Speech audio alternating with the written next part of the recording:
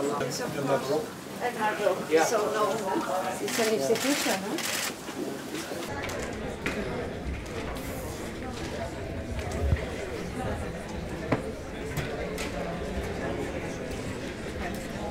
Very great pleasure for us all to welcome Mr. Nikol Pashinyan, the Prime Minister of the Republic of Armenia, for an exchange of views.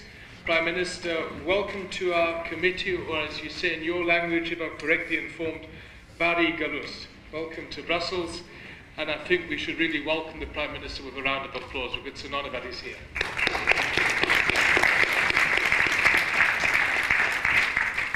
And I have now the honor to welcome further guests from Armenia, and I now have to face the huge challenge of pronouncing the names correctly. Sitting up here next to the Prime Minister is our Foreign Minister of Armenia, Mr. Manatsakyan. Then we have the Deputy Prime Minister, Mer Grigoryan. Welcome, Deputy Prime Minister. And the Minister for Education, Ararik Harutyunyan. Also, welcome to all ministers, to the ambassador, to all other Armenian guests. Prime Minister, as I said, it's a real honor for us to host you here today. Following the warm welcome you gave us last year in Yerevan, when 9 members of this committee, including me as a chair, traveled to Armenia on the 18th of June. This visit followed the major developments that took place in your country in April and May, starting with large yet peaceful demonstrations and ending with you becoming the new Prime Minister on an anti-corruption and pro-reform agenda. Since then, in December last year, you won a large victory in the early parliamentary elections, and most importantly, our European Parliament observers, led by our colleague Heidi Hautala, reported that, quote, these elections were well organized with minimal irregularities and free of pressure on voters. As a result, public trust in the electoral process was high, unquote. So, I would like to congratulate you again. Thanks for visiting the European Parliament. The floor is yours, and afterwards we have hopefully an interesting debate with colleagues. And let me remind you that we need to conclude this meeting in about 55 minutes because we have a lot of votes then in front of us. Prime Minister, the floor is yours. Thank you very much, Chairman McAllister, distinguished members of the European Parliament, ladies and gentlemen. I am honored and privileged to address the Foreign Affairs Committee of the European Parliament. After the Velvet Revolution, it is the first opportunity for the Armenian Prime Minister to speak at the Foreign Affairs Committee. Hence, I would like to focus in particular on the fundamental changes that already happened and are currently taking place in my country. I will also speak about the challenges that we are facing today and about our goals and plans for the future. Distinguished colleagues, Armenia is currently undergoing changes which are unprecedented in their nature and magnitude, changes that are completely transforming our economic landscape. Last spring, a non-violent revolution occurred in Armenia. Armenian people, guided by the slogans of love, tolerance, and fraternity, stood up to protect their political rights and build a society in conformity with their ideals and values. They opted for democracy and pluralism, for justice and equality. They spoke against corruption and a political system based on a client-patron relationship. They stood against the elite which monopolized the political and economic life of the country, against oligarchic economy, and against those who established and exploited extractive institutions, leading the country to a standstill. Velvet Revolution restored democracy in Armenia. Snap parliamentary elections held last December reinforced our achievements. Political forces which were behind the revolution won a landslide victory. we gained an overwhelming support of the Armenian people, more than 70% of the votes. For the first time in about 25 years, the elections held in Armenia were not contested by any political party. It is equally important to say that the recent election obtained the best possible assessment of the European observers who held them as a free, fair, and transparent. I am confident that the victory of democracy is irreversible in our country. My confidence is based on the following premises. First, ideas of freedom and democracy have deep roots in the core values of our people. Armenia was one of the first countries where a nationwide popular movement arose against the former communist regime back in 1980s. The restoration of our independence in 1991 was indisputably aimed at establishing society based on constitutional democracy, rule of law, and liberal values. The distortion of democracy, which we witnessed in our country during the last 20 years, happened as a result of a deviation from the initially chosen path of democracy. It originated from a wrong and misleading interpretation of our traditional set of values and aspirations. Second, the democratic transformation in our society is based on a wide social demand coming from all layers of the Armenian society and the 6 million strong Armenian diaspora worldwide.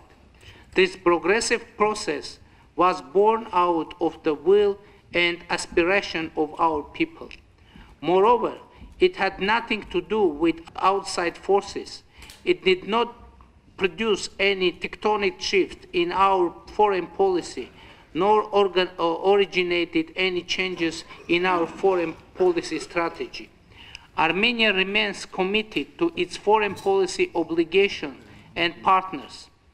Third, democracy is not merely one of the viable options for us. Rather, it is a matter of security for us. We believe that for our people and our political culture, it is true to claim that democracy provides for stronger and more efficient economic and political institutions which constitute an important precondition for the development of country. Therefore, we couldn't afford the luxury of underdeveloped institutions which previously existed in our country. They caused economic inefficiency, impeding the progress of our country. Democracy promoting our economic and political institutions became an imperative in Armenia. It has no alternative today. We need democracy in order to be competitive in the 21st century. Yes. However, democracy needs to be protected and reinforced. What are the main challenges that we are facing today? First of all, it is the poverty which still exists in our country. Today, the people who live under the poverty line make up about the 1/3 of our total population. They constitute the main social basis for fraud elections and electoral bribes that we were witnessing in the past. In our society, there is an obvious correlation between economic development and democracy. Erosion of the middle class was actually accounting for the decline of democracy that we witnessed in the past. Thus, a strong and viable middle class is considered to be one of the main prerequisites for sustainable democracy in Armenia, and the economic revolution is chosen, therefore, as the next goal of our government and the cornerstone of its program. With this view in mind, we have adopted and already started implementing an ambitious reform agenda.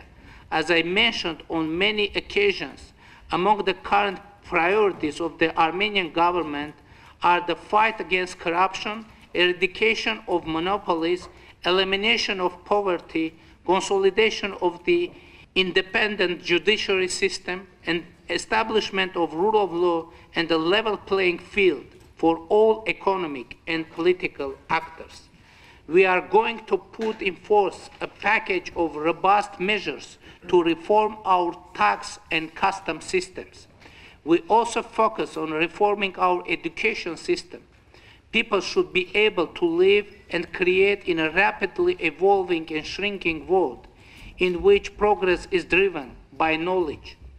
I am proud to inform you that a lot of visible changes have already occurred in our country over the past few months.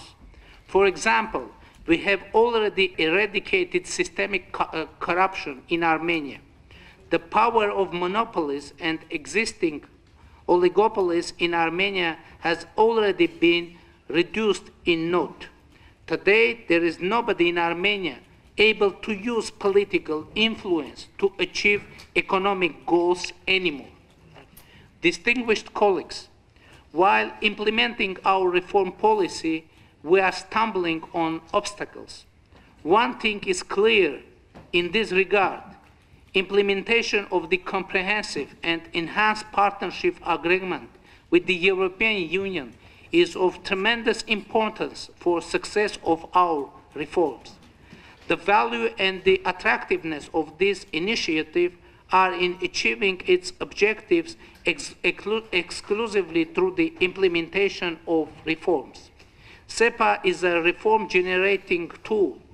The fulfillment of its provisions will entail qualitative changes in many areas of our society. Taking this opportunity, I would like to assure you that the government of Armenia is resolute to take all necessary measures to implement the SEPA. We are determined to conduct an active and fruitful cooperation with the European Union in all areas of mutual interest. In this regard, I want to note that early ratification of SEPA by the EU member states is crucial for its complete entry into force and further enhancement in our bilateral relations. At this point, more than 1/3 of the member states have already ratified the agreement, and we are hopeful that in the near future, the rest will follow suit. On this matter, we very much count on the Parliament's support and your personal contribution. Within the context of our cooperation agenda, I would also like to mention the visa liberalization dialogue. Opening of the process will greatly contribute to the people-to-people contact and to our cooperation in general. Taking the opportunity, I would like to ask your support in promoting this case, given the fact that Armenia is consistently implementing all requirements on this issue. The financial and technical assistance of the European Union remains critically important for us. We need your support to make robust steps in implementing our reforms. It is obvious that an enhanced assistance of the European Union will help us move forward in a more resolute and decisive way. The wider the scope of the assistance, the faster and smoother the pace of our reforms. Distinguished colleagues, geopolitical and security risks that continue to mar the South Caucasus are the other challenges that we are facing today. They seriously undermine our reform potential.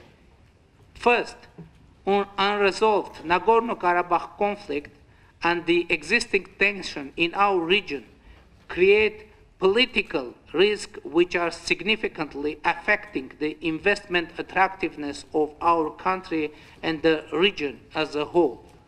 Second, arms race unleashed by our opponents pose additional difficulties for the region of South Caucasus. Today, Armenia has to allocate a large portion of its scarce resources to maintain the peace in the region. It is Armenia which actually bears the economic burden of keeping the existing balance and preventing another outburst of hostilities. Third, closed borders and the continuing transport blockade imposed on our country since early 1990s sharply reduces the possibilities of diversifying our economy. And finally, the sanctions against Iran are also having negative consequences on our economy, reducing the availability of one of two corridors connected Armenia to the rest of the world. Esteemed member of the parliament, as I mentioned the Nagorno-Karabakh conflict, I would like to stress the constructive and balanced approach of the European Union toward this issue. It is our view that the international community should continue to support the peace efforts of the OSCE Minsk Group, especially by sending clear message that the use of force is impermissible. We are confident that the path to the resolution of the conflict lies through the understanding of the need for the respect of the right of the people of Nagorno-Karabakh to self-determination. People of this mountainous region have lived in the de facto independence for more than 2 decades. There is a generation of young people there who cannot imagine any alternative to the independence. If we seek for a peaceful, just and lasting solution to the conflict, the people of Nagorno-Karabakh should be allowed to define their future by themselves. I am not representing the people of Nagorno-Karabakh. As the Prime Minister of Armenia, I only have the mandate of the citizens of Armenia, but not the Armenian population of Nagorno-Karabakh, who have their own constitution and form their own government. It is obvious for me that the peace process could produce a real progress only if the people of Nagorno-Karabakh have a seat at the negotiation table, only if the voice of the people of Karabakh is heard and taken into account. Distinguished members of the Parliament, it is our deep conviction that trust between the involved parties is one of the important prerequisites for the settlement of conflicts. This confidence can be reached through evolving dialogue and mutual understanding. We see the South Caucasus as a region where independent nations live in peace, solidarity, and cooperation. Indeed, in the modern world, closed borders are considered at least economic and political nonsense. The world is changing by the day, resulting in a greater interconnection and interdependence. New forms of dialogue, coexistence, and economic cooperation are needed in our region. Culture of dialogue, tolerance, and compromise should prevail over all differences and discrepancies existing in South Caucasus. Thank you for your attention.